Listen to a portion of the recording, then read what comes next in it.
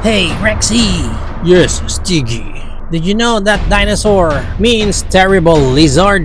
Duh, yeah. But dinosaurs are more closely related to birds than a lizard. So we should be called birdosaur.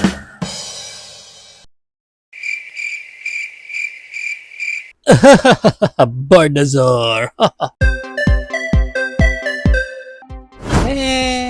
And here's a toy that we're going to review for today. This is the Jurassic World Hammond Collection Stiggy Moloch. And as you can see here, wala na yung ating dinosaur sa loob kasi na-unbox na natin siya nung nag-live tayo. And at the back, obligatory product shot lang yan na may konting bio dyan and yung iba pang dinosaurs na makukuha natin from this line. At the side, Hammond Collection. On the other side, may movie clip lang dito kung saan natin siya pwedeng mapanood, which is sa Jurassic World Fallen Kingdom. Ito yung nandun sa cage sila ni Owen. Ginamit siya ni Owen para makatakas sila. On top, dinosaur bone, and at the bottom, barcode and stuff. Pag na-unbox na natin si Stiggy, check muna natin yung kanyang overall details. Ayan yung kanyang face. Ang ganda talaga nung eyes niya, ng pagkaka-crystal eyes nila dyan. Ang ganda yun. Talagang buhay na buhay yung eyes niya. And then, yung sa head niya, actually matigas to ha. Matigas yung sa pinaka-top nung head niya. Pero yung mga horns niya, spikes,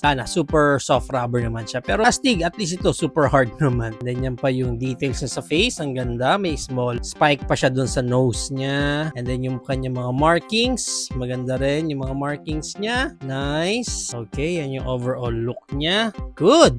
Para sa kanyang articulation, start tayo din sa kanyang mouth. Now open yan, kahit maliit lang, at least articulated yung kanyang mouth. Ganda. Next, dito sa head niya, narorotate yan 360 and may look up siya ng ganyan and down din na ganyan. Malayo naman yung range kahit papano. And of course, may konting swivel din yan dyan. Sa lower part ng neck niya, may up pa dyan ng ganyan and pwede pang mababa ng ganyan, which is good. Konting swivel din and of course, narorotate din yan 360. Sa hands niya, meron siyang Creed moment with arms wide open. Mataas, maganda. And then of course, narorotate din yan 360. Pagdating sa elbow niya, single joint lang and maliit lang naman yung arms niya dyan kaya halos din mo na mahalata. Ang pinaka main problem ko dito sa pinaka-copy natin is parang medyo loose yung peg nito dito sa kanyang elbow kaya parang di lang ako sanay na natatanggal yung elbow nila dyan.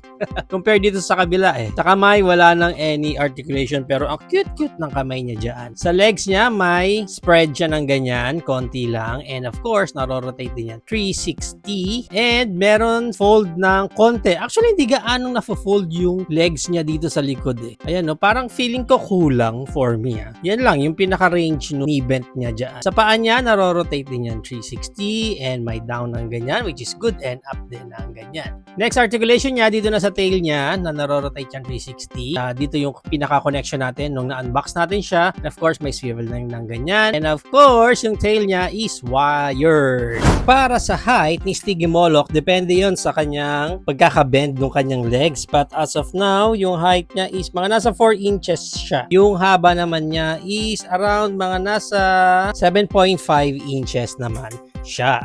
Kaya maganda niya, i-compare pa natin siya sa iba pa nating figures tulad ng ating Hammond Collection Velociraptor. Halos pareho sila nung markings May pagka-stripes. Hammond Collection Triceratops. Hammond Collection Carnotaurus. Actually, magkahawig talaga sila ni Stiggy. So ito, para silang magtatay. Ating 3.75 human figure na si Dr. Alan Grant. And of course, ang ating Hammond Collection T-Rex.